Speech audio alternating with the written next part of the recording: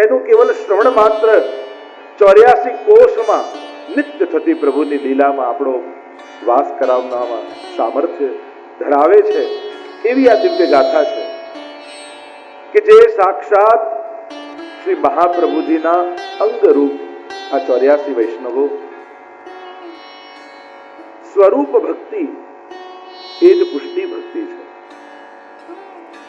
અને જેમ ભાગવતજી વાંગમય સ્વરૂપ શ્રીનાથજી બાબાનું છે, એમાં 84 વૈષ્ણવની વાર્તા એ સાક્ષાત શ્રી વલ્લભનું સ્વરૂપ છે. ભગવાન અને ભગવતીઓ અલગ નથી. અને એમાં પણ પુષ્ટિ માર્ગમાં ભગવાન, ભગવદ નામ, ભગવદ લીલા પરિકર અને ભગવદ ધામ, આ ચારે એક રૂપ છે. આ ચારેમાં ભિન્નતા નથી, આ ચારેમાં ભેદ નથી. એટલે કે જેવો આદર ઠાકોરજીને આપીએ એટલો જ આદર એમના નામને પણ આપવો પડે. ભગવદ નામ પણ ભગવદ રૂપ છે. અને ભગવાનનું નામ લઈને કોઈ અપમાનજનક શબ્દ બોલે તો અપમાન ભગવાનનું કહેવાય. લીધું છે કેવલ નામ, પણ જેનું નામ હોય એનું અપમાન થાય. એટલે કે નામ અને સ્વરૂપ ભેદ નથી. યા એ નામથી કોઈ સ્તુતિ કરે તો વંદના પ્રભુની કહેવાય. એકબીજાને અન્યોન્ય છે. એ રીતે જ ભગવદ લીલા પરિકર એ પણ પ્રભુથી અલગ છે. પ્રભુની જ શ્રીઅંગની સૃષ્ટિનો એ વિસ્તાર છે. આ નિત્ય લીલાના જેટલા પણ સ્વરૂપો આપણે સમજીએ છીએ કે દમલાજી આમનું સ્વરૂપ, સુરદાસજી આમનું સ્વરૂપ, પદ્મનાભદાસજી આમનું સ્વરૂપ, પ્રત્યેકના સખી સ્વરૂપ લીલામાં માનવામાં આવે. એ પ્રત્યેક સખીજનો પ્રભુના જ શ્રીઅંગમાંથી પ્રગટ થયેલા. પ્રભુથી અલગ લીલામાં કોઈ નથી. એ જ આનંદના વિભિન્ન સ્વરૂપો છે. એ જ રસાત્મક વિવિધ લીલાઓ છે. એ જ વિવિધ ભાવો પ્રભુમાંથી પ્રગટ થયા છે. પ્રભુએ જ અનેક ભાવો દ્વારા આ લીલા સૃષ્ટિને પ્રગટ કરી છે. લીલાની વિવિધતા માટે, લીલામાં રસ ઉદ્દીપન માટે. અને એટલા માટે જેવો ભાવ ઠાકોરજીમાં રાખો એવો જ ભાવ ભગવદ લીલા પરિકરમાં રાખો. એ ગોપીજનો હોય, ગોપજનો હોય, નંદ હોય, યશોદા હોય, ગિરિરાજજી હોય, યમુનાજી હોય. અરે વ્રજની વૃક્ષના ડાળનું એક તણખું કેમ ન હોય, પણ ભગવદ લીલાની સૃષ્ટિ એ લૌકિક નથી, એ પ્રભુમાંથી જ પ્રગટે. એમ જ ભગવાનના આ ભગવદીય જનો, આ 84 વૈષ્ણવો મહાપ્રભુજીથી અલગ નથી. આ પ્રત્યેકના હૃદયમાં પ્રગટ રૂપે શ્રી વલ્લભ બિરાજે. ત્યાં ધર્મ રૂપે તો આ ભગવતીઓના હૃદયમાં ધર્મી સ્વરૂપે બિરાજે.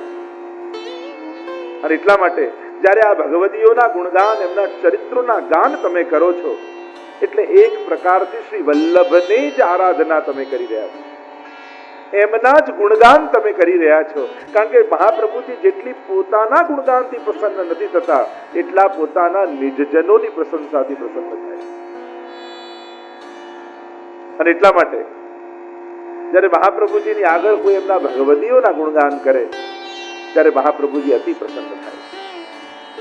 ગઈકાલે 84 વૈષ્ણવમાં આપણે દર્શન કરી રહ્યા હતા.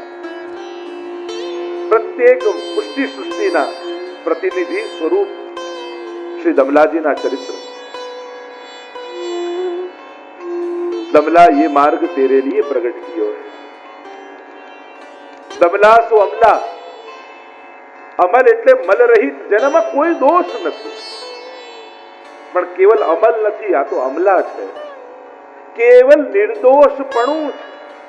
ભગવત પ્રાપ્તિનું લક્ષણ નથી હોતું. કેવલ નિષ્પાપ થઈ જવાથી ભગવાન મળી જાય જરૂરી નથી.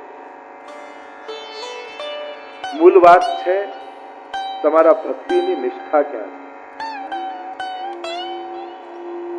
સાધન બળ ન હોય, પુણ્ય બળ ન હોય, સામર્થ્ય બળ ન હોય, પણ જો આશ્રય બળ હોય તો એ જીવ તરી જાય. આપણે બધા એટલું જાણીએ છીએ કે આપણે કોઈ પુણ્યશાળી જીવો નથી, આપણે બધા કૃપાપાત્ર જીવો છીએ. હા, અમે શાસ્ત્રોમાં બતાવેલા બધા સાધનો નથી કરી શકતા એ જાણીએ છીએ. અમે અમારા સ્વભાવને આધીન છીએ, અનેક દોષો અમારી અંદર ભરેલા છે એ પણ અમે જાણીએ છીએ, પણ છતાંય ભગવત પ્રાપ્તિ કરીશું એ વાતનો ભરોસો એટલા માટે છે કે અમે મહાપ્રભુજીના ચરણારવિંદ પકડ્યા, અમે એ ચરણ કમલનો આશ્રય કર્યો છે અને આશ્રય બળે અમે તરી જઈશું. આ ભગવદીય જનોનું અમે અનુસરણ કરીએ છીએ. આજે પણ અનેક અનેક વાર્તાઓ આપણે વાંચીએ ત્યારે સેવા સમય આ બધું આપણને યાદ આવે. અરે ઘણીવાર અન્નકૂટમાં આરતી કરવા જઈએ તોય આપણને એક એક સામગ્રી જોઈ એક એક વૈષ્ણવ યાદ આવે. ત્યાં ભોગમાં છોલા ધર્યા હોય તો આપણને પદ્મનાભદાસજી યાદ આવે, રીંગણ ધર્યા હોય તો દામોદાસ સંભલવાળા યાદ આવે, ખીર ધરી હોય તો નારાયણદાસજી યાદ આવે. એમ તમને એક એક એક એક 84-252 વૈષ્ણવના પ્રસંગો સ્મરણ કરતા જઈએ તો એક એક સામગ્રી જુઓ તો તમને એક એક વૈષ્ણવ યાદ આવશે. અને એ યાદ કરવા જોઈએ, કારણ એ વૈષ્ણવના ભાવથી એ સામગ્રી આવે. અને એટલા માટે જે સામગ્રી ધરો એટલે તો આપણે ત્યાં રંગનો ભાવ બતાવ્યો કે શ્વેત રંગનું હોય તો ચંદ્રાવલીજીના ભાવથી, શ્યામ હોય તો યમુનાજીના ભાવથી, એમ જુદા જુદા વ્રજભક્તોના ભાવથી જુદી જુદી સામગ્રી ધરાય. એટલે કે જ્યારે તમે સામગ્રી ધરો ત્યારે તમને કેવલ કોઈ સામગ્રી રૂપ પદાર્થ ન દેખાય, પણ તમને એમાં ઉભા રહેલા એ વ્રજભક્તો દેખાય કે એ ગોપી એ હાથમાં લઈને સામગ્રી ઊભી છે. એ પાત્ર તમને સોના ચાંદીના ન દેખાય, તમને એ ગોપીજન યાદ આવે કે આ સામગ્રી આ ગોપીજન લઈને ઠાળા ઠાકોરજીને આરોગાવા માટે. 84 વૈષ્ણવની વાર્તા એવી દિવ્ય વાર્તા છે, આજ સુધી અનેક જનોને તારનારી કથા છે. પદ્મનાભદાસજી, કુંભનદાસજી, સુરદાસજી, દામોદરદાસજી, કેવા કેવા ભગવદીઓ છે 84 વૈષ્ણવ. એક એક થી ચડિયા હતા. ઘણા આપણને નિકટ લાગે, ઘણા દૂરે લાગે. ઘણાનો ભાવ એવો હોય આપણને લાગે આવો ભાવ તો આપણી અંદર ક્યારે આવે, અને ઘણાનો એવો ભાવ હોય આપણને લાગે હા આવું થશે, આમ આપણે કરીશું. આમ ભાવની વિવિધતા આપણા આકર્ષણનું કારણ હોય છે. દમલાજી પર મહાપ્રભુજી એવી કૃપા કરી, સ્વસ્વરૂપનું સ્થાપન દમલાજીની અંદર કર્યું છે. અને એટલા માટે ગુસાઈજી પણ દમલાજીનો એટલો આદર રાખતા. પ્રાચીન સમયમાં આજે પણ અમે તો જોયું છે, અમારા બધા વલ્લભકુલના ઘરોમાં પણ અમારા વડીલ આચાર્યોના સેવક હોય ને તો નાના બાળકો એમનો આદર રાખે. અમારા દાદાજીના સેવક છે, અમારા પરદાદાજીના સેવક છે, એ આદર રાખે. કારણ ભાવ એ હતો કે આમના હૃદયમાં એ બિરાજમાન, એમને જોઈને એમની સુધી થાય.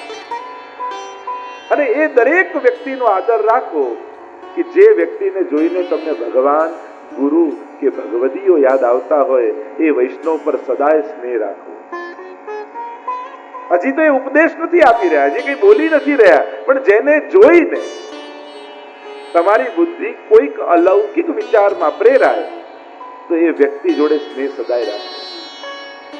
એને મળવાનો અવસર ચૂકવો નહીં. ઘણા એવા મળે કે જેને મળતા શેર બજારની વાત કરવાની ઈચ્છા થાય. જુદા જુદા પ્રકારના લોકો હોય. એમે લોકો મળે તો શરૂઆત પહેલા છે બહુ ટ્રાફિક વધી ગયો છે, પછી વેધરની વાત આવે, પછી પોલિટિક્સની વાત આવે. આ શરૂઆત જ એવી થાય. પણ જે ભગવદી મળે, જે વૈષ્ણવ મળે, અને એનાથી આપણને કોઈક અલૌકિક વિચાર પેદા થાય તો એ જીવનો સંગ સદાય રાખો. દમલાજીને વંદન કર્યા ગઈકાલે, સ્વયં શ્રીનાથજીને ઊંચો હાથ કરીને રોકી દીધા. અને આવું સામર્થ્ય તો ભગવદીઓમાં જ હોય. કારણ કે પ્રભુ પણ રોકાઈ ગયા, એ મોટી વાત છે ને. તો પ્રભુ કોઈના રોકે રોકાય? દમલાજીએ ઊંચો હાથ કર્યો, ઠાકોરજી ત્યાં જ ઠાડા થઈ ગયા. કારણ જેમ હું કહું છું કે વડીલ આચાર્યોની કાની રાખે એમ મહાપ્રભુજીના સેવકોની શ્રીનાથજી બાવા પણ કાની રાખે, એ પણ આદર રાખે. સ્વયં શ્રીનાથજી પણ શ્રી મહાપ્રભુજીના સેવકોની વાતને ઉઠાવતા નહીં તો શ્રીનાથજી ટોકી દે, મને કેમ રોક્યો? પણ દમલાજીની ગોદમાં શ્રી વલ્લભ પડેલા અને વલ્લભના અનન્ય સેવક શ્રી દમલાજી છે એટલે ઠાકોરજી પણ એમનો આદર રાખે.